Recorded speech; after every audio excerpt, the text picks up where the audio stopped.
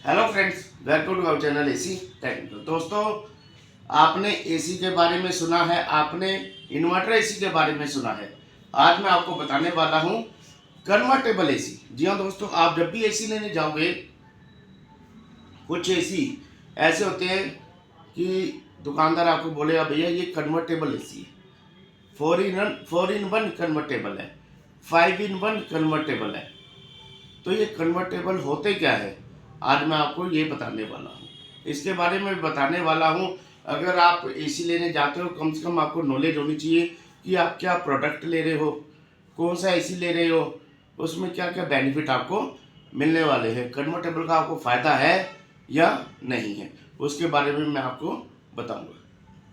दोस्तों, सबसे पहले आपको पता होना चाहिए कि इन्वर्टर एसी चलता कैसे है, उसका किस स्पीड से चलता है, उसका कंप्रेसर किस वेरिएंट से चलता है, उसके बारे में नॉलेज होना बहुत ज़्यादा ज़रूरी है।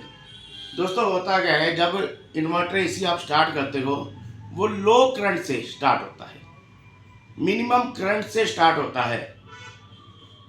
0.25 टन से मान लीजिए स्टार्ट हुआ, फिर 1 टन में जाएगा, फिर 1.5 टन में जाएगा। आपके रूम के अकॉर्डिंग वो कूलिंग करेगा।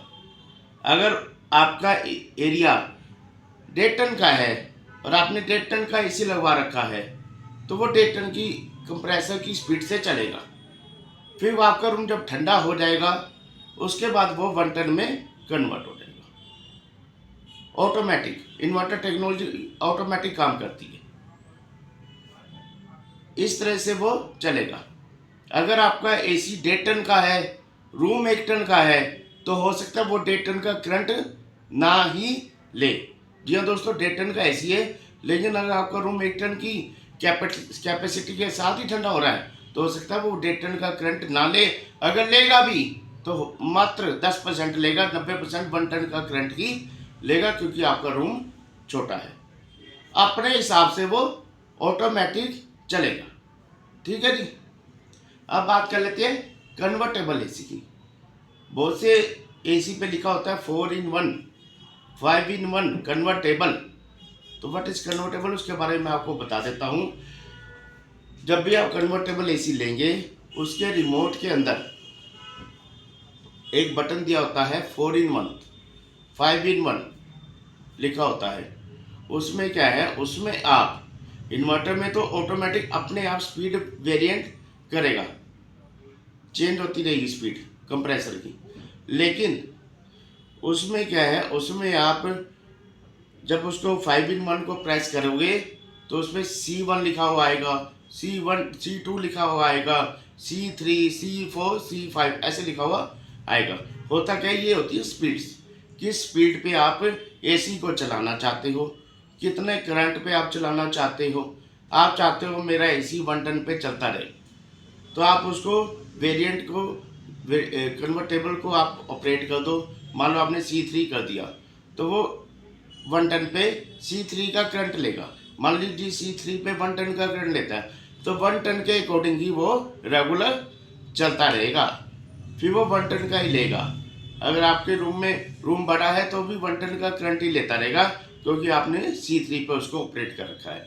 आप C4 पे कर दो, तो वो 1.5 टन में 1.25 टन में चला जाएगा। C5 पे कर दो, तो वो 1.5 टन में चला जाएगा। इस हिसाब से आपके अपने हिसाब से आप खुद कंट्रोल कर सकते हो कि आपका कंप्रेसर किस वेरिएंट पे चलना चाहिए, किस स्पीड पे चलना चाहिए, कितना करंट लेना चाहिए।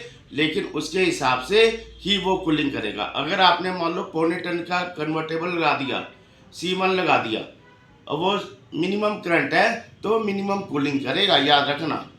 फिर वो मैक्सिमम कूलिंग नहीं करेगा कि आप सोचो कम से कम बिजली खाएगा, मैक्सिमम कूलिंग करेगा। ऐसा नहीं होता है और ना ऐसा होगा। जी हाँ दोस्तों, उसको आप जितना करंट, जैसे टीवी की आवाज़ आपने मान लो 5 पे कर दी, तो 5 के हिसाब से सुनोगे ना, या 20 के हिसाब से तो सुनोगे नहीं। उसी हिसाब से C1 लगाओगे, तो C1 की कूलिंग करेगा, C1 का ही करंट लेगा।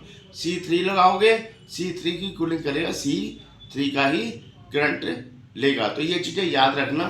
कन्वर्टेबल एसी, अगर मान लो आपका रूम छोटा है, 1 टन का कैपेसिटी का है, 10 बाय 10 का है, 1.5 टन का आप AC लें, अब 1 टन का करंट उसमें C3 दबा दो, अब C3 के हिसाब से वो करंट लेगा, कम कूलिंग करेगा, आपको उसमें फ़ायदा है।